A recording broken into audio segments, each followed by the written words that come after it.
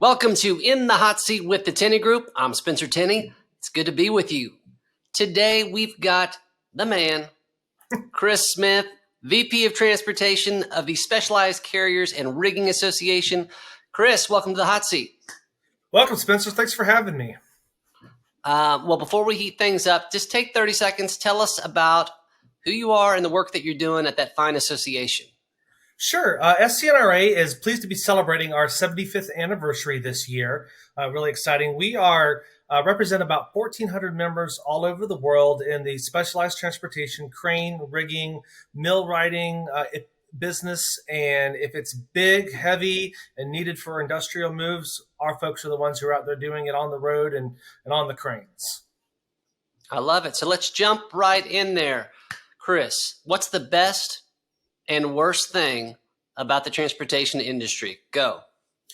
Best thing is it's what an amazing job our members do. I think the pandemic opened a lot of folks' eyes to the trucking industry in general, just of how essential it really is. When supply chain issues really hit home for Americans, and when jobs were on the line and products were having a hard time getting from A to B, folks really started to understand what the trucking business means to the American economy and to their livelihoods. To be a part of it, the specialized side, it takes it another level because what our members are moving and hauling are not your typical van trucks that you see on the interstate. It's massive equipment, massive things that are that really make the world turn out. We've had members move the space shuttle over highways. We have wind energy projects going on all over the world. You name it. If it moves and ticks and drives the economy, our folks are lifting and moving the world. Well, that's the best thing. What's the worst thing? The worst thing is that, well, we're all fans or not of government regulations, an important part of any business, especially the transportation business.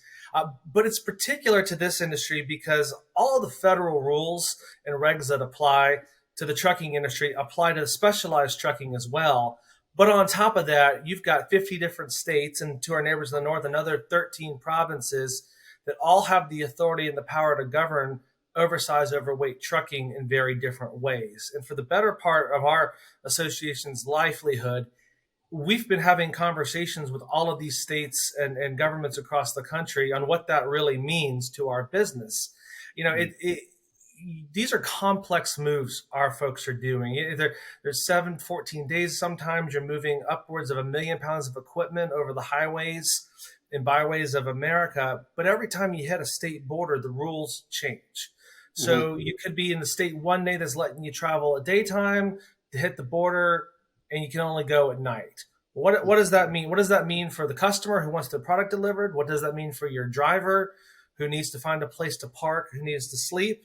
What does it mean for traffic when one state says that we'll only allow up to 130,000 pounds on 5 axles, and the next one over says, no, you can come on through at 160 and 10. You're talking trailer changes, you're talking extra equipment. All of these things go into the care of moving this equipment across the country that powers the economy. I mean, I think that's so fascinating, but so complicated. And I think what's interesting about that from an M&A standpoint is especially when you have disrupted markets and there's uncertainty, what you see is an attraction towards niche expertise. And so like this oversized, specialized carrier, I think it's a fascinating time to kind of be in that space just because a lot of folks feel they are more insulated than the general risks across the freight market. So you mentioned regulatory environment. So let's unpack that a little bit. What are some current developments and how are they positive or maybe negative for the current transportation market? Sure. So like I mentioned before, all the federal rules that govern all interstate trucking in the United States apply to this industry. And then we have layers of state rules on top of that. At the federal side, for a lot of time, things are pretty status quo in Washington as far as our industry is concerned. And our work really goes to the state by state level. But recently, it seems the Biden administration, especially the Motor Carrier administration, a lot of proposed rulemaking and rule changes are coming fast and furious. Big stuff that means a lot to the entire trucking industry that we're still trying to make sense of, but that could govern and change the way the entire industry does business in the near future. We're not saying it's bad. We're not saying it's good. We're just saying it's fast and it's a lot. We're trying to understand what it means. The CSA 2010 was a revolutionary change in oversight and policy. Well, they're ready to change it again, but we have until May 16th to tell them what we feel about those changes. They're ready to change some issues in the way they grade safety management scores for all carriers. Those might be very beneficial. They might not, but either way, change is coming. And so we had a lot of conversations over the last couple of weeks of what does that mean and how can we be prepared for it. But being the specialized industry, also trying to recognize how we are different from the standard trucking industry when it comes to things like hours of service, when it comes to things like everything from split sleeper berths to 30-minute rest breaks. Well, that means a lot of different things when sometimes our carriers are moving at 10 miles an hour because their loads are 1,000,000 pounds. No, that's crazy. So let me transition over to kind of the organization. You Mm-hmm. kind of we kind of came out the gate. Clearly, you're passionate about the space and the members that are in it. What do you want people to know specifically about the specialized carriers component of the much broader transportation arena? What would you want to know about the folks that you serve? Sure. So we are a very small part of the overall trucking industry, but we punch up. The impact, the economic impact of the services our members provide can't be understated. When I say that they are moving some really cool stuff, it's not only really cool stuff; it's stuff that is essential. Generators for your local power plants, wind turbines for wind farms across the country. Uh, some of the very equipment that the highway agencies we work with use to build highways. Everything from the things that bore the tunnels for tunnel highways to the steel and girders. Our folks are the trucks and the cranes that are moving and lifting that stuff and making it happen. Sometimes their very customers are the regulators that get their own way. But we're out there. We're making a difference in the world, and we're here to partner. But we need the world to know that we're here and what we do. And when you hear our story, and more importantly, when you see some of the things that our members do, it is mind blowing. It really is. I saw something on YouTube just literally a matter of days ago, and it Mm-hmm. was just the technical element of going down a windy mountain road Mm-hmm. and getting like a windmill blade Mm-hmm. um, down. It's fascinating, the technology and the thought that goes into that. And obviously, when we talk about making America move in this particular segment of the transportation industry, that that could not be more true. And so, because our life looks very different without these specialized halls. So I appreciate you and the membership doing what they do. Tell us about what's next for your membership. We got a lot of things from a regulatory standpoint. What are some other projects that you're working on that you're particularly passionate about? Sure. Well, we're taking a look in the context of the regulation and advocacy. We're looking at how we tell some of that story that you just described. Our nonprofit foundation is about ready to put out two very key reports on the state of the workforce of this industry. You know, the driver shortages are an issue for this industry as well. But our members look at drivers a little bit differently. You know, it's one thing to have a CDL and move an 80,000 pound truck on the interstate. It's another thing to have a CDL and move a 500,000 pound load up a mountain road, as you described. This is an industry that our members think could be very attractive to the future workforce. But how do we get out there and explain that to them? You know, some of the concerns from folks who may not want to get into the truck driving industry, of those long distance hauls and those nights away from your family. Well, a lot of our moves might take a week long, but you're not going more than 25 or 30 miles just because of the nature of the load itself. So you are home or you're in a hotel with your family at the end of the day. The responsibilities are greater and the risk is higher, but we need good people out there doing it. There's a lot of management opportunities in this business. That regulatory environment that I was describing earlier, you need strong professional people that understand that there are 50 different rules out there that you've got to manage through, and from a project manager perspective. It's a team building industry. We talk about the drivers and the trucks and the equipment themselves, but you need pilot cars. Sometimes you need the law enforcement escorting you as well. You need bucket trucks to help you with utility moves. You need public agencies to permit you and make traffic closures. It is a complex teamwork level operation where there's a lot of moving parts all at once. So the regulations matter, but the dynamics matter too. Mhm.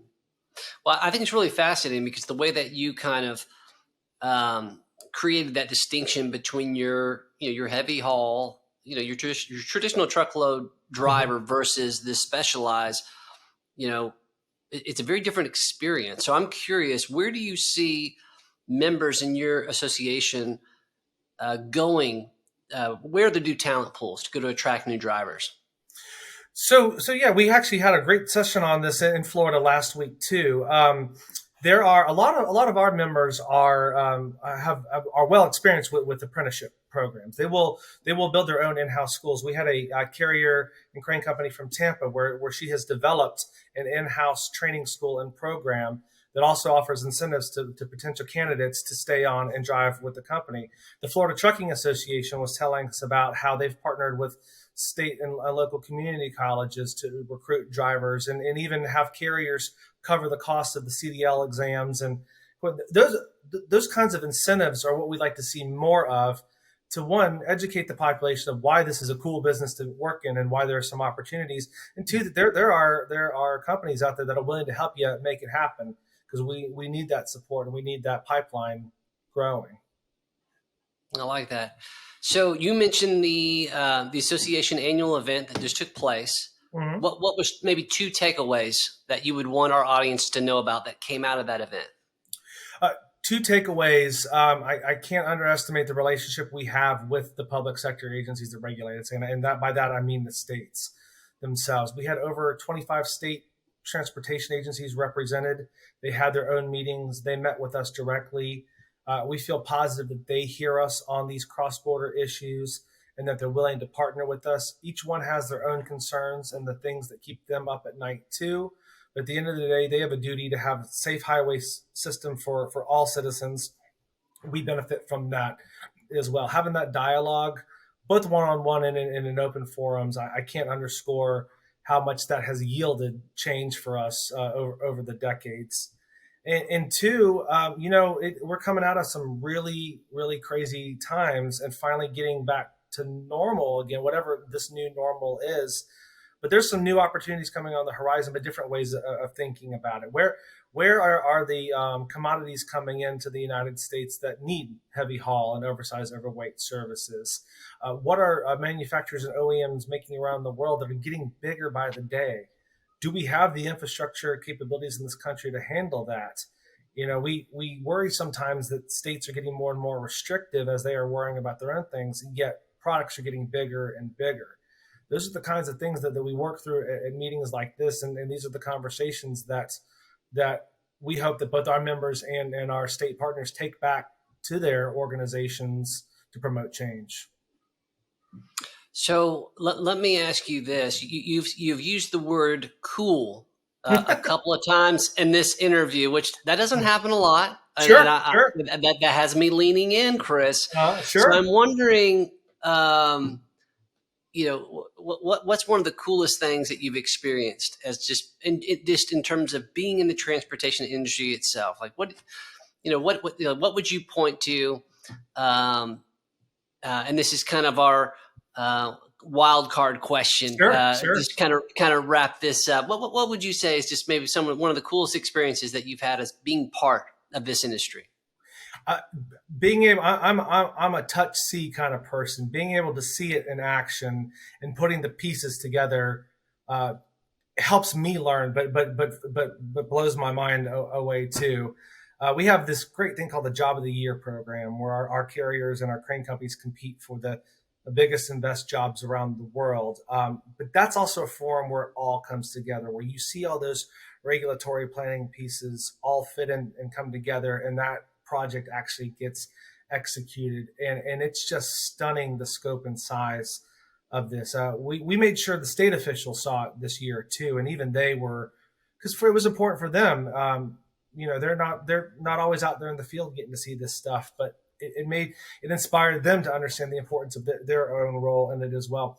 I'm also the father of 3 boys. I've worked in railroad and trucking for over 15 years now, and so the little boy in me is still there when I see this stuff too. So it's a great industry for me to come home and share with them too. Well, I love that. So not many guests have kept it cool in the hot seat, Chris, but you have threaded that needle, and I appreciate you so much for just spending a little time with us, sharing the great work that you're doing with your group. Just want to encourage you to keep it up, keep doing great things for our friends in this space. That's going to do it for us in the hot seat. We'll see you next time.